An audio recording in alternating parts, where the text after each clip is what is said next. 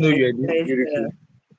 This I hear this you. reality is better than the picture I got for your design. Thank you so much, man. Oh, Thank you so wow. much. Thank you very much for the compliments. Thank you, Timmy. Nice to be with you on this live stream. Yeah, so don't mind me. I'm also trying to get on the tech landscape, if you allow me put that. It's For fine. It's people in fine. my generation, so I think I'm somewhere in the middle. I won't say I'm high there, but I'm not definitely no. Yeah, so I believe I'm good. Yeah, yeah. Right. Thank you so much, ma.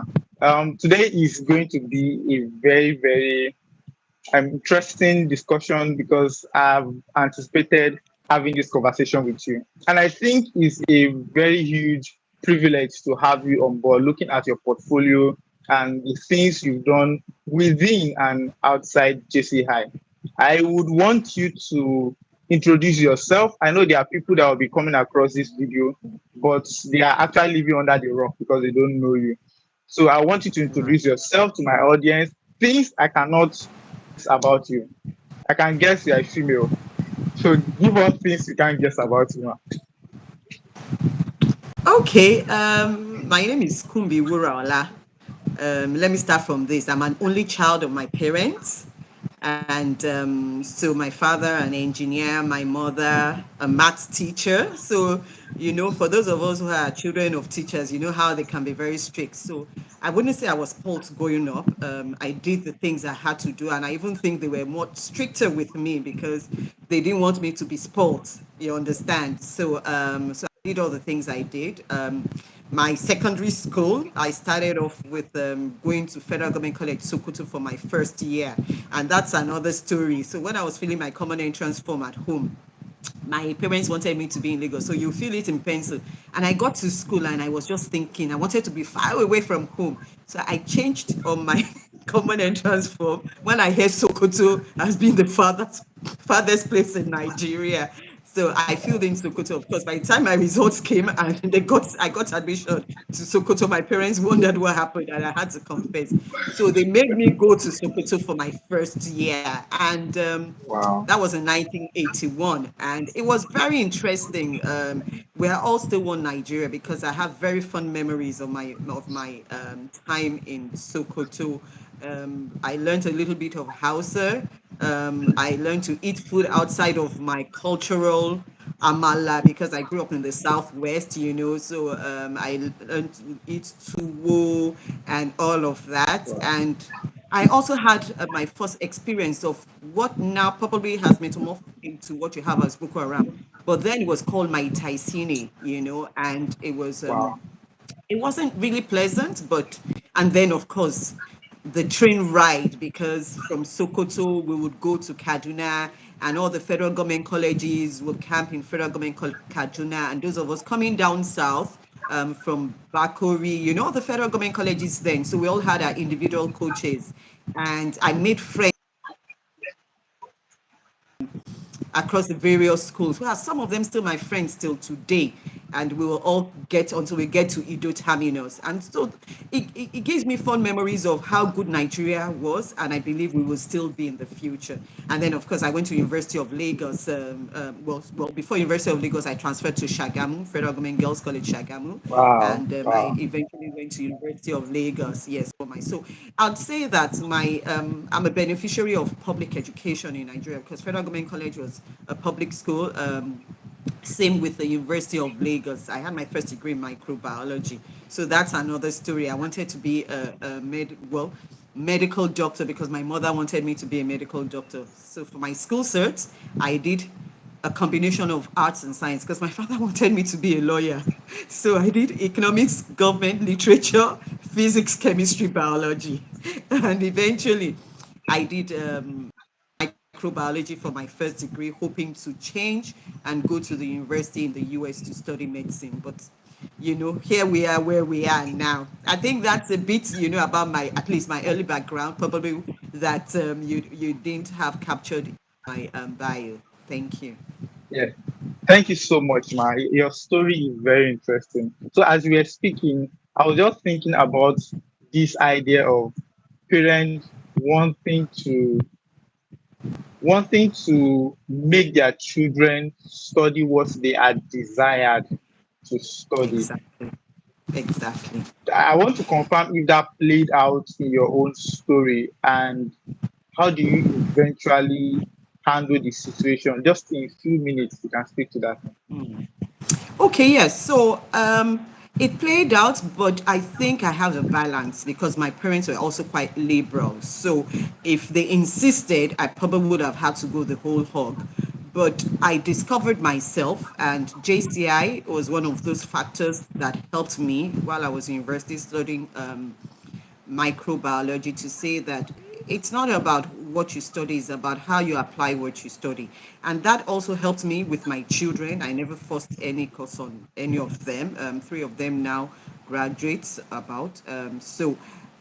It helped me in that. And it also helped me in my postgraduate, because eventually I have a doctorate in educational psychology. And I think that was a major component to say that help children, help people, to discover, to develop, and maximize their potentials. It's not about what you want to do, but what's innate in them so that they can be the best version of themselves. And so going into psychology and understanding how you think, how you reason, how you act, so that you can be the person you're designed to be. Yeah. So it started off, yeah, being a little bit of a conflict, but I think I stabilized, and they did accept it too. They didn't force me to. It was a desire by them, but at the end of the day, I told my mother, I said, I'm still a doctor. I mean, you're still mama doctor anyway, because I have my PhD and so I'm a doctor, whether it's a medical,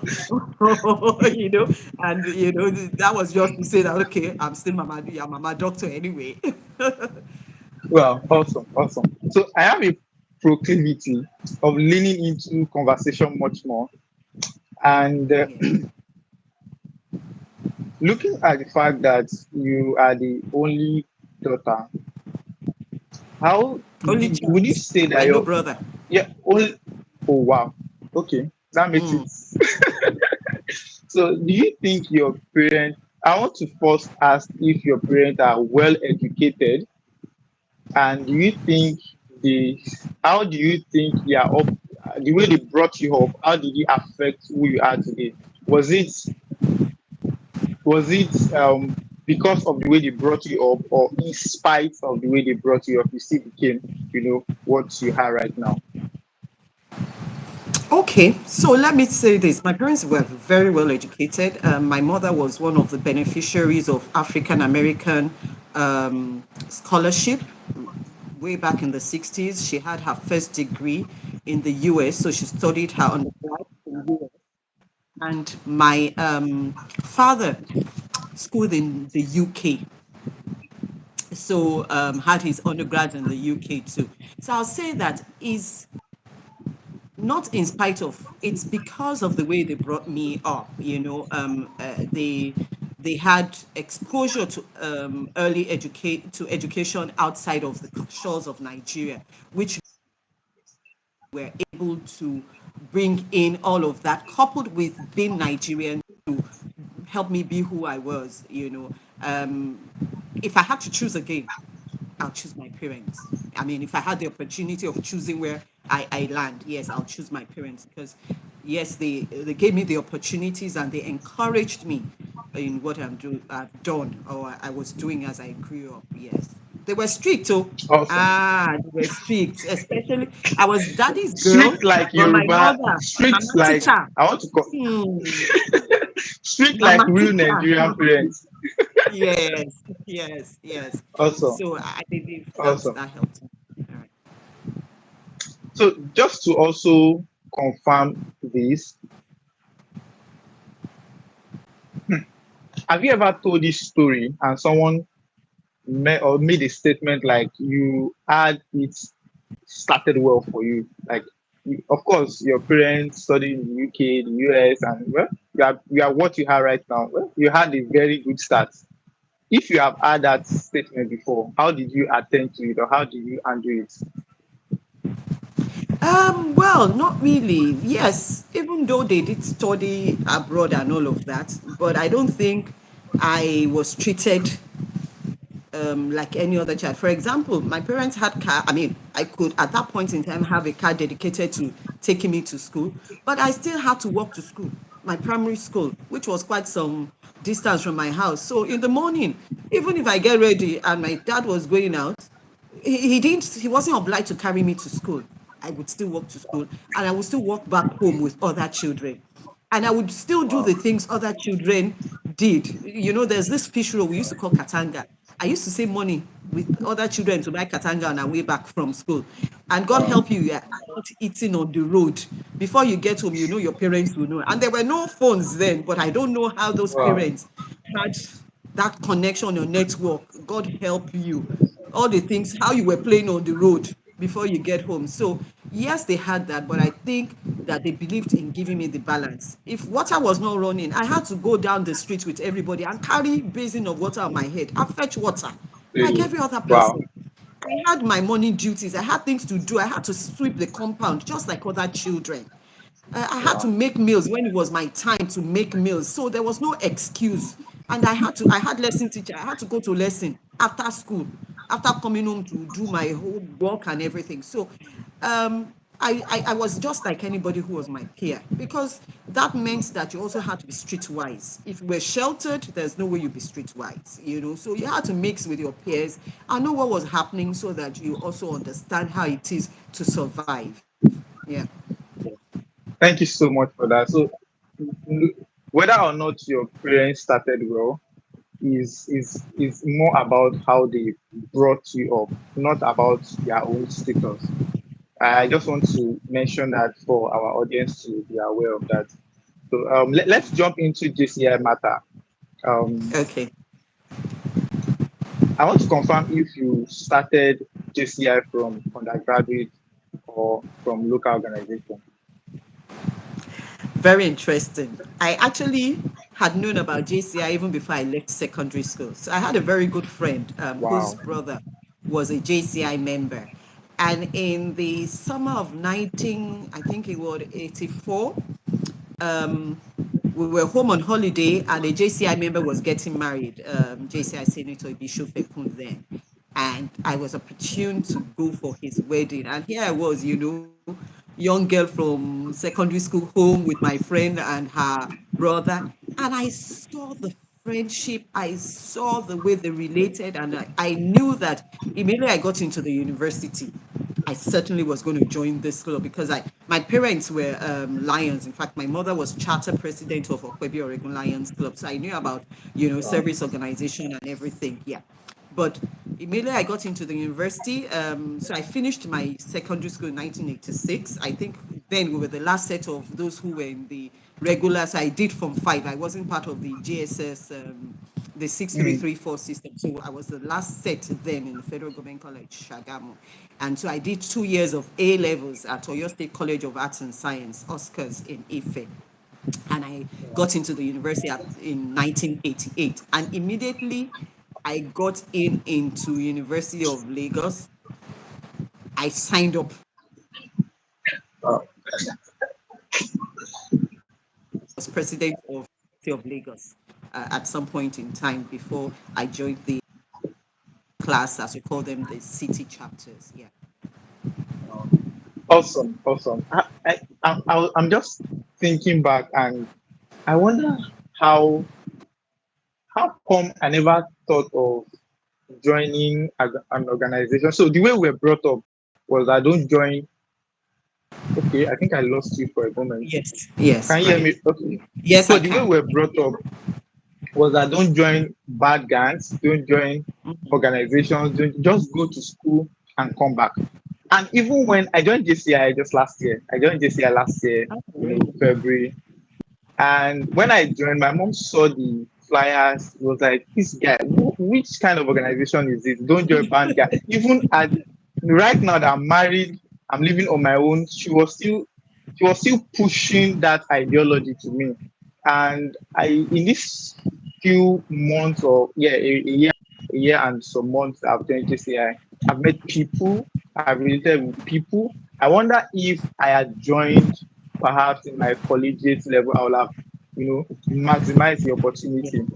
But will you say that that exposure made a huge had a huge effect on who you are today, and how did it happen? Definitely, certainly. JCI had, maybe I should throw this in. I met my husband in JCI, Uh, and we are okay. just a little under 30 years of marriage. So you can imagine, Wow. yes. So JCI, maybe because my parents belonged to service organization and they had done that. And I also encouraged my JCI friends to come home. So my parents knew about my involvement in JCI. My travels then for conferences, they were aware of it. The only thing they would tell me is, I don't have money for your travels. So I would save from my allowance in school so that I could, go on those trips. But I always inform them. We had the analog phones, the dialing phones there. And if you call my house and my father picks the phone, once you identify yourself as a JCI member, he will call me to pick my call. Or if you came to my house, to see me, you would come inside and we'll talk and everything. So they were quite welcoming. And then I also carried them along. If we had newsletters, I dropped them in the house so they could see the things we're doing. And then the trainings that JCI did, they could see the effect on me. So then things like time management.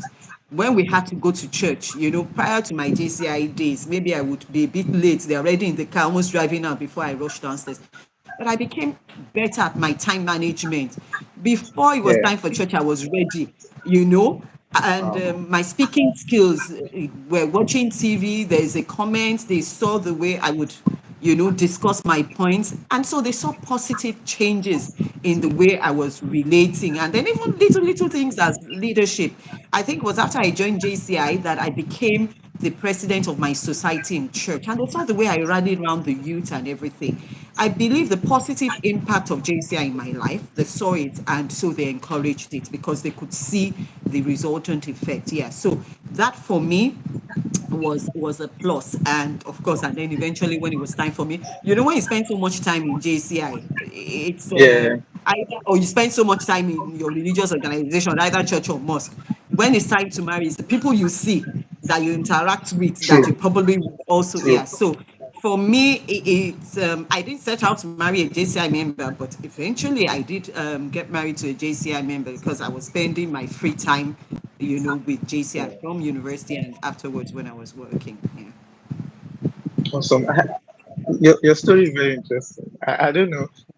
Tell me the rough parts. It seemed very smooth, you just attended GCI very early, preparing. Tell me one rough part before I move I to can your tell you many national rough level. parts. I can tell you many rough parts. But maybe I should tell you the rough part of my journey to being a JCI president. So when I joined JCI, Okay. one of the things I asked was that, has a woman ever been president? And they said no. I said, okay. Wow. But there were quite a number of female leaders who had held different offices, vice president, and all of that. And eventually, none of them, as at the time I became a candidate for the office of presidency, was had become president. So I realized that, and in JCI, I believe I did three firsts. And I'm really praying that I have younger people coming after me to break the record. The first was that when I was in university, there's something they call, what you now call the collegiate chapters. It used to be called institutional loans then. And so I think in 1992 or so, the president then, Tunji Bolu, I became his, what you now call collegiate chairman, but then we used to call it special advisor to the national president on institutional law. So I was the first female to hold that office in the country. So that was my first. And then when I was contesting for national president, I think that till date, I probably have been the youngest person to hold the office of national president because I was 29 when I contested and when I was national president at age 30. And so it meant that I joined JCI on the 27th of April, 1989. That was when I was officially inducted. And so 12 years of my life from age 18, technically, I joined the JCI, and 12 years, by the time I was 30, I became national president. Now to the rough part. So national president was my third first. So when I decided that I wanted to contest, in my chapter there was somebody else who was also eligible to contest, and so I had to scale through the hurdle of getting my chapter to endorse me. And then So I also had, so in life, it's funny.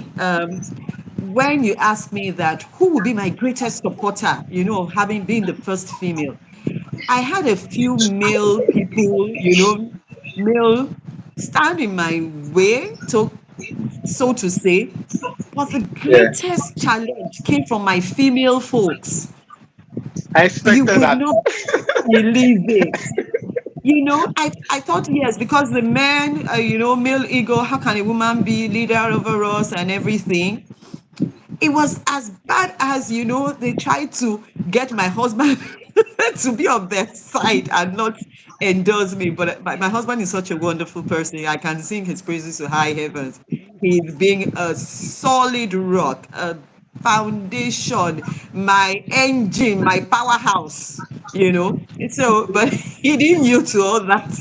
So it was from the females that I got that why is it her, all the side talks and everything. And incidentally, I had been married for several years, as at the time I was contesting, and I didn't have children as at that time. So it was like, instead of her to go and concentrate on how she'll have children, is Hey, JCI presidency she's Jesus. looking for. Yes, it was really bad, but I had the support of my husband, I had the support of my parents, and God. So this I'll throw in here. I'm a woman of faith. I do not hide my faith, and I do not have, and JCI Creed, the first line of JCI Creed says, faith in God gives meaning and purpose to human life. So my faith in God is was really there for me, and I just didn't decide I wanted to be president for JCI. So I prayed about it, and I got that confirmation to say, hey, go. So who is man to stand when God has said go? That was what I Yeah. I believed in, and he made it come to pass. I did my homework well. I also, so let me throw in a little bit of scripture here. Faith without works is dead. Okay. So yes, I had the faith, Yeah. but I also had to do the work. I ensured that all my criteria was met, all the work I had to do in terms of various membership of committees, and dotting my I's and crossing my T's. I also made sure that was done. And I also had support for my chapter in ensuring they believed in me, and they were putting me forward. But it was Oh, very helpful to know that the women that I was carrying their flag were the ones who wanted to pull, when they say pull her down, yeah. yes. But eventually they came around, and they are still my greatest supporters now. I think they just Oh, didn't wow. Wow. understand how it worked. Yeah, yeah. So I have two questions. Okay. One, where was your husband when you were contesting? I mean, in the scheme of JCI, was he ahead? Was it, were you leading the I was his with oga. JCI? Let me just, I was his oga. If you want to put it that way. And I didn't it's want to say so that. I didn't want to funny. say that. It was so funny. Even though he joined JCI before me, he was actually the foundation members. They were the founding members of University of Ilorin JCs. But he got into his career, and so he didn't, move as swiftly in his JCI career. So when I was contesting for president, he was contesting for national vice president, which was like two steps, you know. No, no. So no, it wasn't when I was contesting for president. When I was contesting for executive vice president, he was contesting for Okay. national vice president. So, and we had talked about it, and we would have wanted to be in the same region, that as I'm posted, so that he's also posted to the same region, so that we could do our travels together, which would also mean that I would have been his orga in JCI. But some men didn't like it. So the president of that year, that was in 2000, Joe Lorry, he said, How can I be my husband's oga? So he posted me to one region and he posted him to another region. So it meant that we had to travel at different times. But it didn't matter. Wow. He didn't mind, and I didn't mind. But some people felt no, no, no, no, no, no. We can't do this. Let him go and let somebody else be his oga, and that was it. He also went for Wow. what they call the Japan Academy. I didn't go for that. So, but I think we found our balance. JCI did not cause a rift in our family life. We found our balance Oh. somewhat. I'm just wrapping my head around this. It's hard to see men that can handle this scenario that you just painted because it's a crush on the ego, in a way, if it's not properly managed. So, the second question I will ask is: has there been any time that JCI activity, you mentioned you're a woman of faith, has there been any time that JCI activities deprive you of your church activities? And how did you handle it? So I'll turn it around. Yes, there are men like him, and I've seen men like him. And when we are in JCI, even with JCI, I called him his respect. He's still my head anytime, any day. Forget whatever my JCI rules were. And at home too, I called him his respect. And I believe that for any woman there who is listening to me, irrespective of whatever office you hold, as long as you are under the authority of a man, you must learn to give them your full anytime, any day. Yeah. That is what will ensure that you do not have any form of rift. And so I learned that very early and I did that. On the flip side, so no. So what happened? Rather than JCI deny me of my other activities, what happens is when you go for conferences, you usually come back on Sundays. And so it Yeah. meant that I probably would miss church on the Sunday that I came back. So that was the way it would. But after my year as president, I had to, in fact, it was towards the tail end of my year of presidency that I discovered that I was pregnant. And so Oh, wow. by the time I was in my year as immediate past president, I was full blown. And Yeah. God does things in his mysterious ways because after my presidency, I gave birth to a set of twins. I don't have Wow. a record of twins in my family. I think it was just God's way of saying, Wow. now you've done that. Let me Now let me compensate compensate you. you. Double, yeah, yeah. So, and so I couldn't move on internationally. I mean, with the way I was going, everybody thought I was, and indeed, if it was JCI standard, I was a potential world president candidate. But I also had to strike the balance well. So I'd done JCI. Yes, I've become the first male president in JCI, but I also had to give time to my family. And so I had to, measure and, slow down my JCI activities to be able to take care of my children that I'd waited for a while and my husband. And that allowed some other persons who were in, so to say, behind me to overtake me. And I Yeah. don't mind. I don't grudge them. In fact, I gave them my full support because you can't have it all in quote. Yeah. Yes, some other Yeah. people will have what you don't have. You will have what some other people don't have. And I was willing to support them and put all my weight behind them because they were not flying Kumbi's flag, they were flying Nigeria's flag. And I'm in Nigeria, Yeah. so their shine was my shine. That was the way Yeah. I saw it. Yeah. Wow. Awesome. Awesome.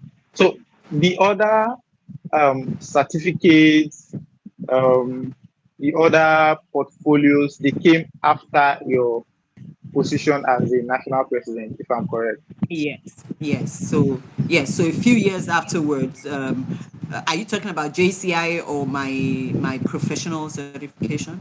Yeah, professional certificate. Oh yes. So after my first degree, I had to stay to take care of my family. I was still doing JCI, but not as active.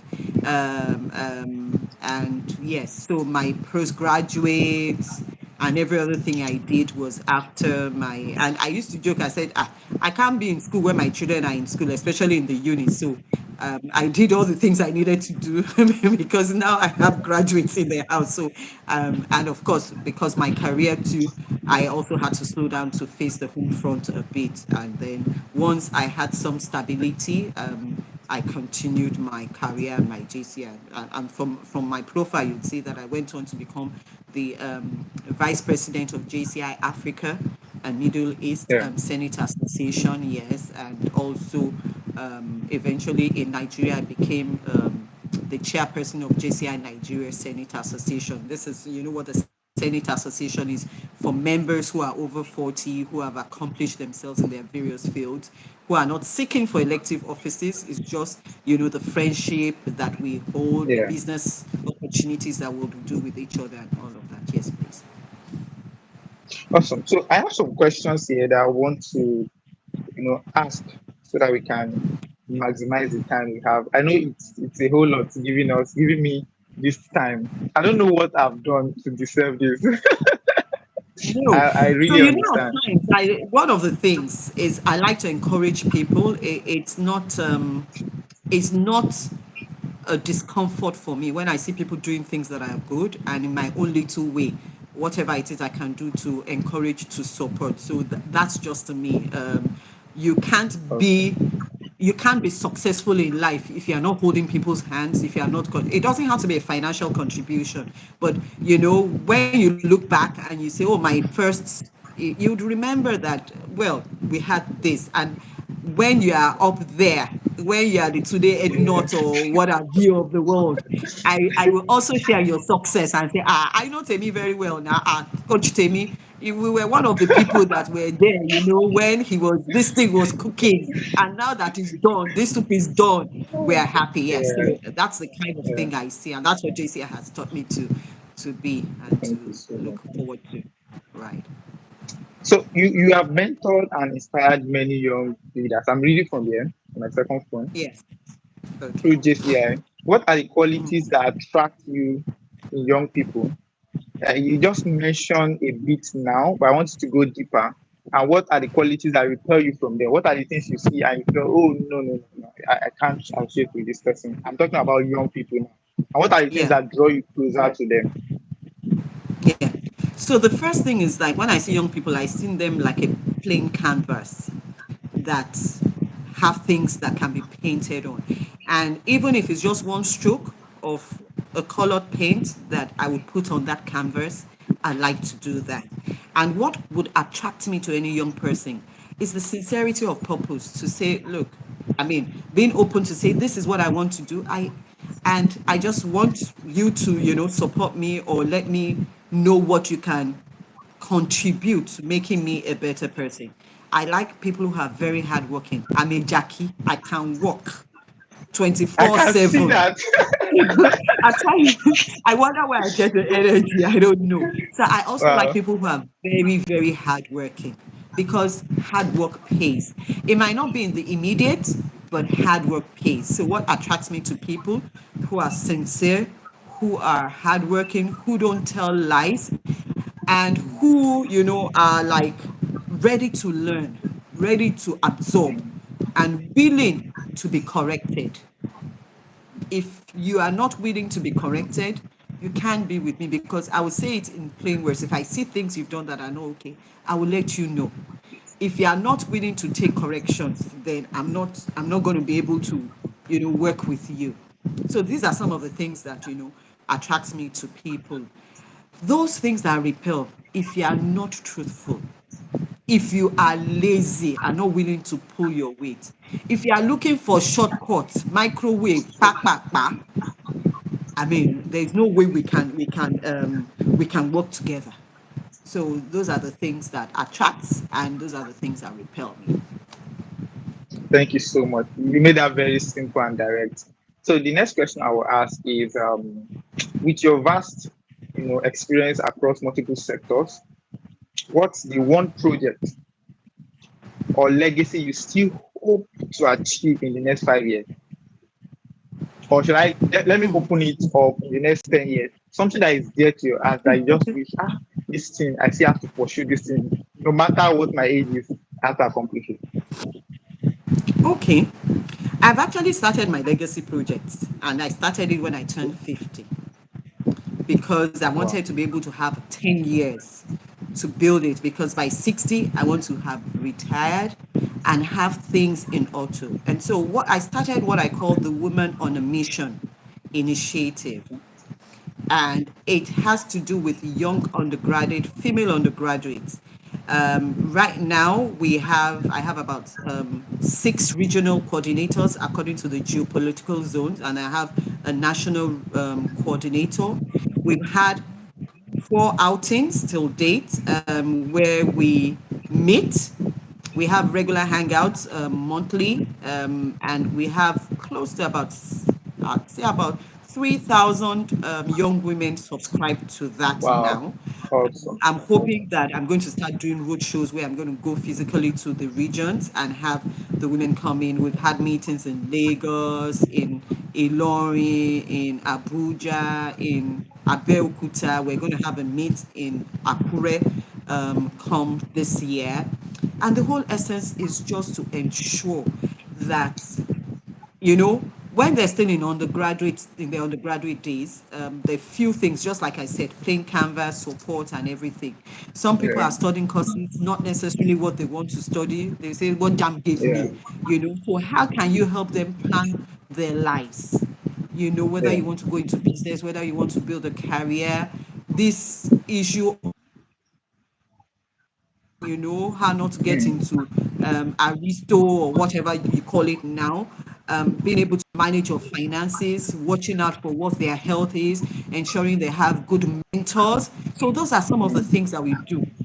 Last year, the theme of our conference or our meet was being unapologetically hard. Just be unapologetically Wow. yourself. Don't make any excuse for who you are. There's a reason Mm. why you are. So how can you ensure that this person you are Yeah. can only get better, drop off the negatives and all of that. So that's been my legacy project. And I'm hoping that by the Awesome. time I turn 60, I would have had Okay. 60,000, you know, young women in this group across not only Nigeria but Africa, being beneficiaries. And they will now be women holding and lifting women, because you can't do it alone. So one of the things I said that I would love to be written, and my children know this, on my tombstone when I die, is she died empty. I want to be able to Mm. pour everything out of myself into Wow. others so that they could be pro max. They must be a better version of me. And I love so, that. in doing Women on a Mission, this is what I want to do: pour as much of, in fact, virtually all of myself into others, replicate myself in others, but as they're replicating, they are even a better version of me. That is my legacy. Mm. So that by the time I'm 60, they are the ones, it's on autopilot. They are the ones that are running this, not me. They're running it, whatever Mm. support I can give, and it's there. Let it live beyond me. That Yeah. really is it. So I've already started Wow. that process, and I'm hoping one of the spin-offs of it is things like a microfinance back for women who are in business, a Wow. TVET school, and we already have a location. We are going through accreditation. TVET school for women. So you have women plumbers, For women women. electricians, women who are doing vocational things. And Yeah. we already have some, we're looking at where they can do their internship or externship, Mm. whichever way. So Yeah. yes, so these are my legacy projects that I already have started, and I'm hoping that by the time I'm 60, the TVET school is there, the microfinance, female microfinance back is there, the undergrad program has already Yeah. started. Yeah. So Yeah. that is what I'm looking forward to, as I move Wow. towards gradually 60. Awesome. Awesome. Awesome. So you mentioned women, women, women. So is there anything for men? Yes. So Because I I actually am do have a interested. I project. love this project. I love this. So maybe I should also have thrown that in as my legacy project. So it's called Don't Leave Boys Behind. And I started this about almost 10 years ago. It's called the Don't Leave Boys Behind Initiative. And what I've just done is I partnered with different organizations where this time around is in secondary school, where you have male mentors, men speak to young boys in secondary school. And it's gotten particularly bad because now we have a scourge of drugs, Yeah, in not only in secondary school or university, it's calmed down. So when they have male mentors, one of the things we found out when I did my initial research is that women have mentors. You have yeah, women lifting women, women program, but we don't have yeah. boys. And We thankfully, don't. I've seen that a few other women too, or a few other people have started this. There's Yeah, a group in Ibadan that is an all-male group that we partnered with. So I've done this project in Ibadan. I've done it in Lagos. I'm looking forward to doing it in other parts of the country where men will speak to young boys yeah, and tell them there's some things that as a woman I cannot say or I don't feel, but men will. And so yes, I do have the Don't Leave the Boys Behind initiative for young wow, boys, and I've had a few young men come out of that now. And so it's what I want them to also champion, that I will also continue to support. Yeah, so two different organizations: Women on a Mission initiative, Don't Leave Boys yeah. Behind initiative. And Awesome. the 10th anniversary for of those Don't Leave Boys Behind initiative will be next year. And yeah, so there we are. Okay, thank you so much. Thank you so much for mentioning that. So the reason why I asked is that I have seen a gap in the transition between secondary school and university. So it's obvious that not everybody might gain admission immediately from secondary school to university. So the gap I've seen is that the guys that are left behind that they didn't get admission is that they start drugs, they start Yahoo, they start having bad gangs. So I started something I think a few years back where we help them harness their energy because they have a lot of energy. So Yeah. into learning skills like instead of doing Yahoo, they could start doing digital marketing, social media. Mhm. So they convert that attention that they would have given to other things into something productive, such that when they now enter the university, they will not even have to rely on their parents for money because their skills can pay for their bills. So I've seen that gap, but it's something I started, but resources and limitation in my reach and resource, so that's limited. So that was why I asked the question, which initiative you And started is a very huge, can speak to that. yeah. And there's room for collaboration, which is one of the things I was also going to say. You don't have to walk the journey alone. I mean, it's not about Kumbi Wurala. It's not about my name being out there. It's about the beneficiaries. So yes, there's a need for us to collaborate more because you can get more mileage when you collaborate. Just like the Bible, if you allow me to say that, say one will Yeah, chase 1,000 and then two will chase 10,000. Yeah. So 10,000. the power of collaboration is very critical. Yeah. Okay, so this discussion is getting serious. So if you could go back in time, let's spice it up. If you could go back in time and give Mm, advice to your younger self when you were just starting your career, what would you say? Or let me put it this way: mm, would you give yourself thumb up? Because I'll give you thumb up. Would you not? What were the things you'll have loved to correct? mm. Interesting. So I have one big sister who wrote a book titled Okay. My Note to My Younger Self. I haven't read that Oh book wow. deliberately so because I want to write my own note to my younger self before I read that book. Okay. And so yes, so definitely in some areas I'll give myself thumbs up.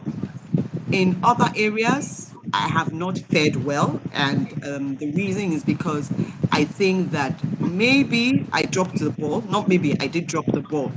And one of the things that I would have done very early in life was to get a mentor. So I didn't Wow. officially have any mentor. So I walked this journey practically on my own. And I believe that whatever achievements I have today will probably have been double, quadruple Okay. of what I have if I had a mentor. And I discovered something, I call them the three C's, that I wish I Okay. had those three C's: a critic, a coach, and a champion. And all Wow. of that can be resident in one person, or it can be in three different persons. So my notes to my younger self would have been, I wish I had my three C's, someone to be my critic, to criticize me, positively, or, genuinely. Kumbi, why, how can you do that kind of thing? You will let me know, will word me very well. If possible, I can go to my closet and cry. I wish I had that Right. kind of critic. Because when you cry, when somebody gives you word, what can be painful more than spanking, physical beating. The words will hit home, and then you will now sit back and reflect. So I wish I had a critic. I also wish I had a coach, somebody to hold my hand and say, no, this is how you go about it. In football or in sports, when you have a coach, the way a coach will coach you and say, this is how you Yeah. do this is how you Yeah. speak, this is how you walk, Mm. this is how you Yeah. dress, this is how you pronounce the words. I wish I Yeah. had a coach. And then thirdly, I wish I had a champion.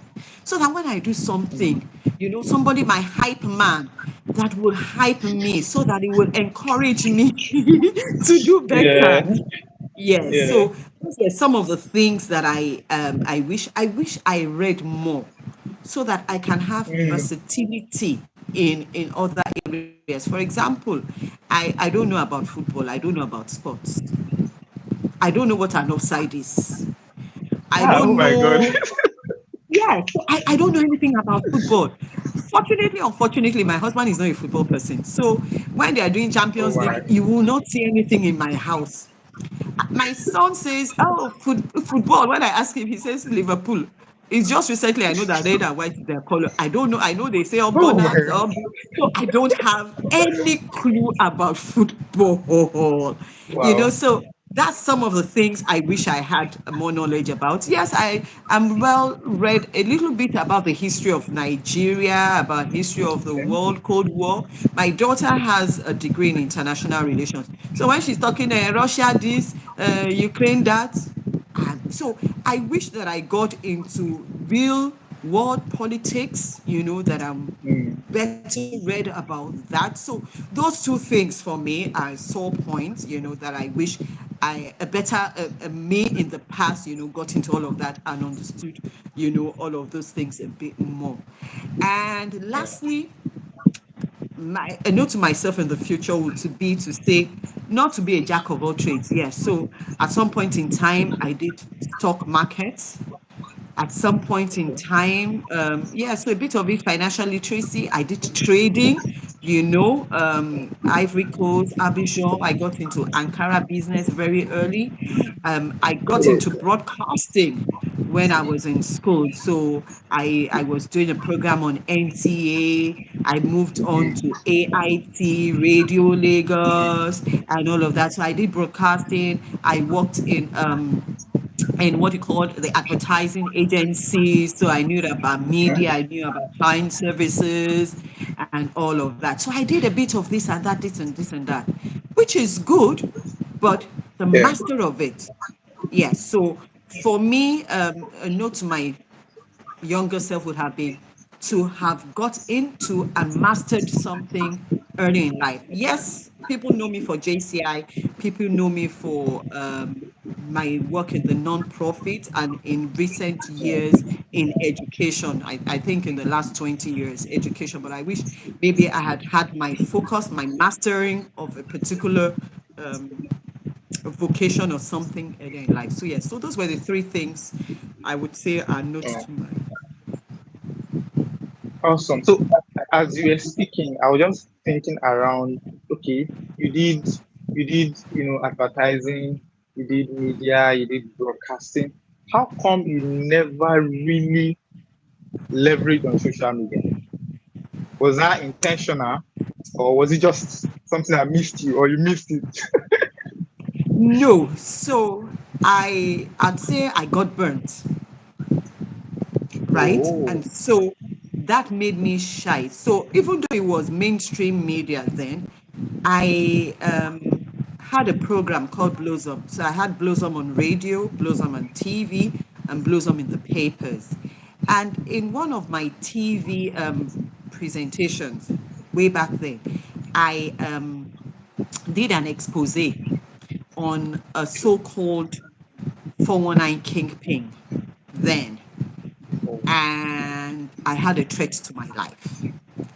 And so that wow. made me, quickly run back inside and say, I beg, I know they do it Let me again. hide.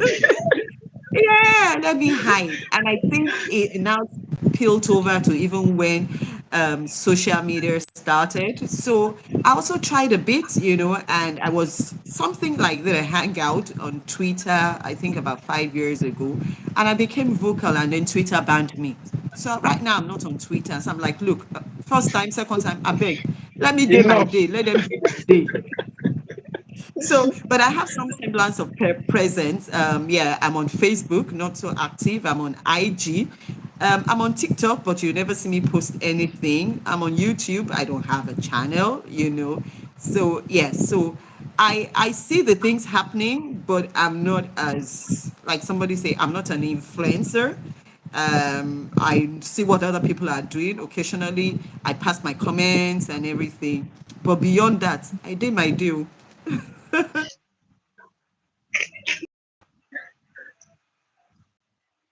Okay, can you hear me?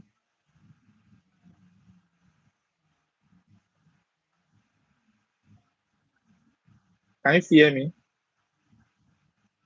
Okay, I think I lost her, but she'll probably reconnect.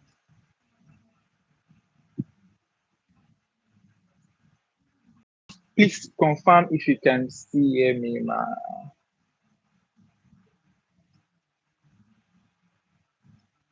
Okay.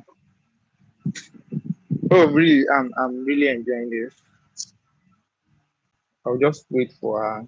Give her a few minutes to join.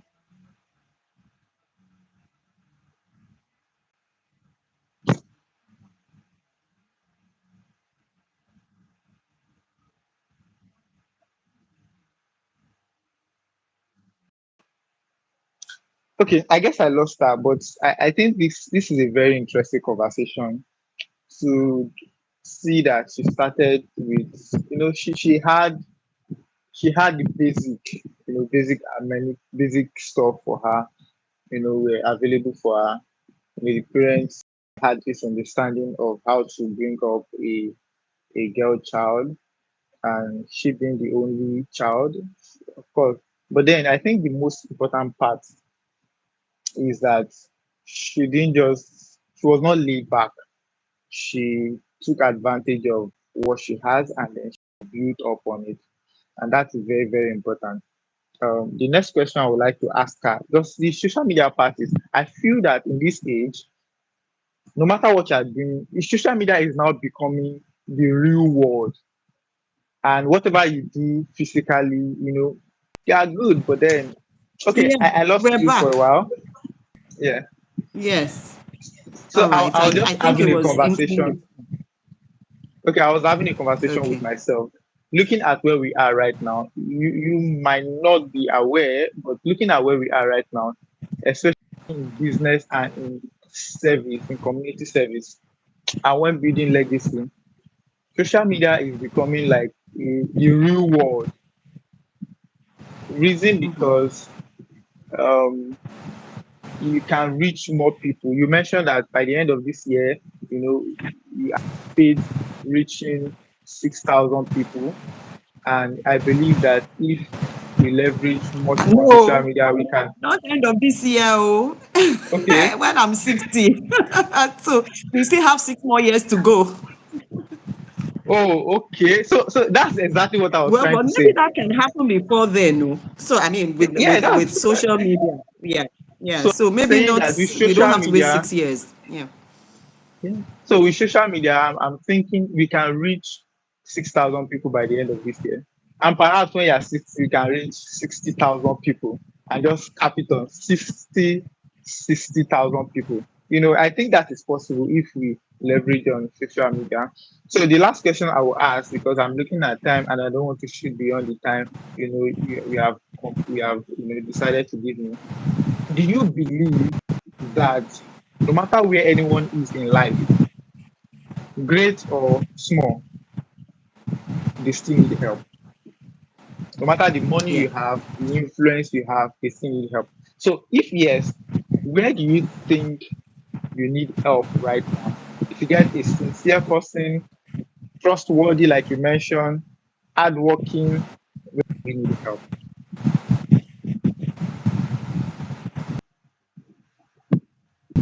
Okay. So everybody needs help. It's not only the young ones.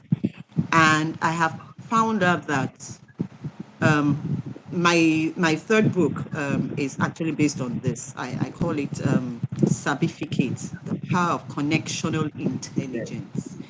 You would need help through your network because if you need money, it's your network that will point you in the direction. If you need resources,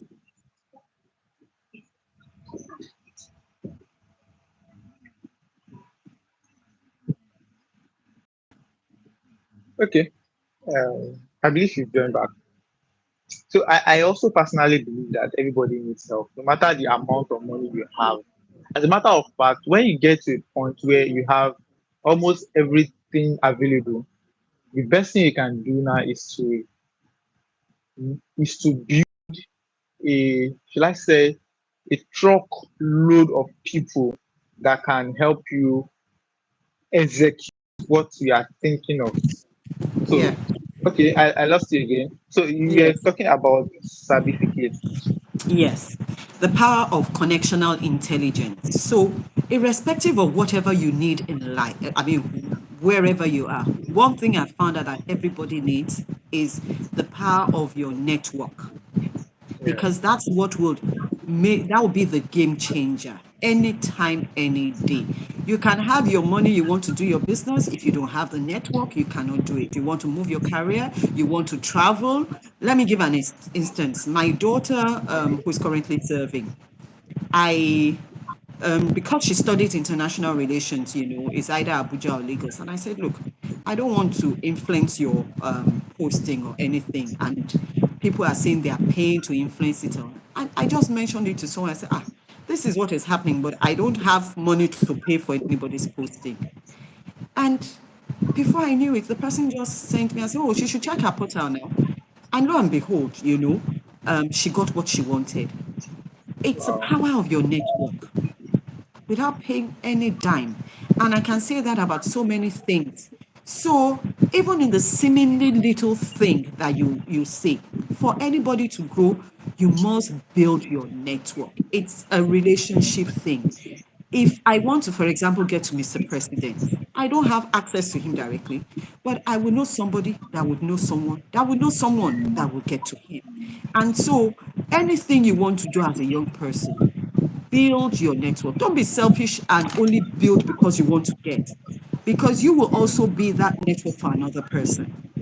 But let that be at the back of your mind that as you're building, as you're knowing, as you're giving, it's going to be replicated. So my advice to anybody is build your network.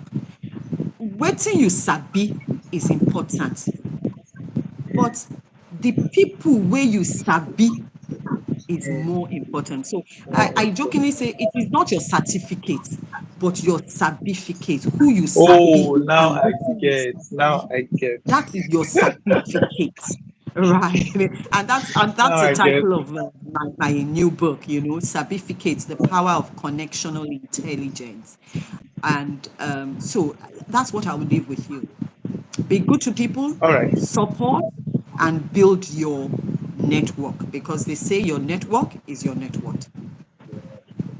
Thank you so much. I would love to end it here. But one last question I want to ask.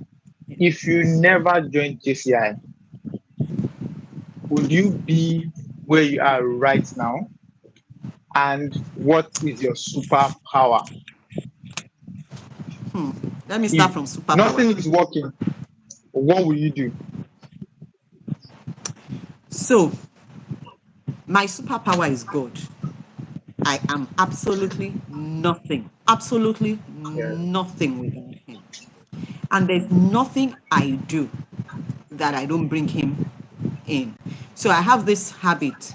I call it I command Okay. my day. I command my morning. Anytime I wake Yeah. up, I speak into my day as I want my day to Wow. be. And 100% of the time, as I speak into my day, so it is. And I believe that is a power of grace because it's not me, it's the power of grace of God Yeah. upon my life. If I wasn't a JCI member, 10 Yeah. things, and that's what I'll leave with you, 10 things that would have influenced my life to be who I am is what I call Okay. the 10 greats of all time. And I picked it up from Jim Collins, 10 good to great. And I call it, for me personally, I call it my 10 greats of all times. Wow. So I need to think great thoughts. That's the first one. So when you think great thoughts, it defines who you are. When Yeah. you read great books, it Mm. defines who you are. When you pursue great people, it defines who you are. When you dream great dreams, it helps define who you are. When you pray great prayers, Wow. it defines who you are. When you make great sacrifices, Mm. like when you deny yourself, delayed gratification, that is making Yeah. great sacrifices. So when you make great sacrifices, it defines who you are. When you have to read through the night, when you have to go back and do your PhD, and it's not convenient, but when you make great sacrifices, it defines who you are. When you enjoy great moments, life no hard. Relax, enjoy great Relax. moments. Take time out, spoil yourself. Yeah. It defines who you are. When you develop great habits, like the one I said, when I command my morning, you ensure you have Yeah. great habits. It defines who you are. When you empower people to be great, so it's not about the money Mm. that you have in your locality. Everyone who's worked with me, my house helps, they don't go back the same way. I must Mm. empower you when you are leaving me. You must be able to, whether you are going to learn sewing, whether you are learning hairdressing, whether you, my driver, and I say this with all sense of humility, I once had a driver who, when I checked, he had a good school start result. I encouraged him to go back to university. He's a graduate today. So you must Wow. empower people to be great. In life, it's not about your children, your biological children. You must empower people around you. And then lastly, you must cherish great relationships. Because Mm. when you cherish, when your friend knows you got their back, when you're loyal, Yeah. they will be loyal to you. I have this saying, you cannot treat me like a pinch of salt and you expect me to carry you like a bag of rice. Kojo, it can't Mm. happen. But when you carry me like a bag of rice, I will Mm. carry you like 10 tons of cement too. And that's how life is. So you must cherish great relationship. So if I didn't do JCI, these 10 great principles of good great are the things that I would use in my life. Unfortunately, when I look back at it, it all still reflects into JCI too. So this Exactly. 10 great principles I also played out in JCI. So I think they're all interwoven. And I think I'm particularly blessed God, for the opportunity of having JCI in my life. I've encouraged my children, and I know a few of them have had JCI interactions, but I cannot force it on them. It's their Yeah. choice, and they have the power of choice to decide whether they want to be JCI members or not. Thank you very much, Thank Timmy. you It's so it's much. been a very, Thank you very, so very much.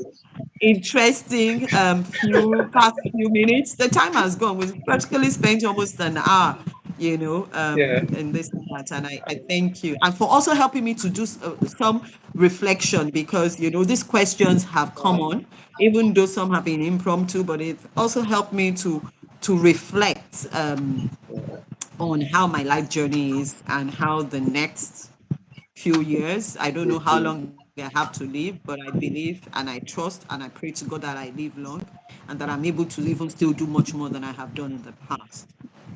Yeah. Thank you so much, man. For me, I I've been blessed in this 1 hour because you altered some things and you gave me a better perspective about life. And I'm really grateful. I would love to have you on board again, maybe later. I want to say a big thank you to you, and I want to Thank appreciate you for making it easy for me to communicate with you. Because when Senator, Chielu sent your proof, mentioned you, I felt, oh, this is going to be hard because looking at because she mentioned some things to me. So I thought, why not just give me somebody that I can easily interact with? But when I message you, you made me feel welcome. And the fact that every time I message you, you mention my name. I felt that was intentional because, it just feels like I'm closer to you than I even thought I was.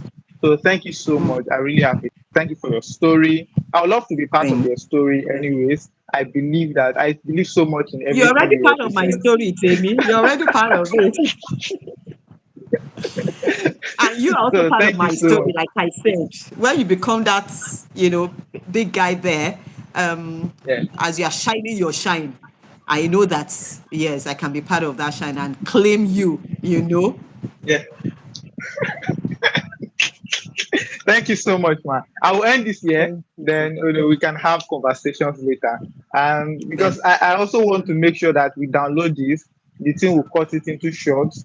If your Instagram is not on, I would like to maybe help put it up so that we can collaborate with you, have some things on social media platform to spice it up. Then if you want to take it further, we can look at how we can do that. Thank you so much. All your programs Definitely. this year, please, they have to be recorded and put on social media.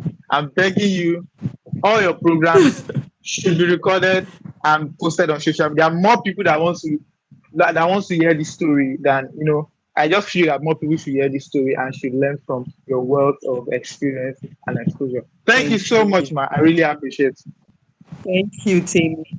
Thank you for having me. Thank you. I All wish right. everybody a lovely, lovely, lovely day, week, and month and year ahead.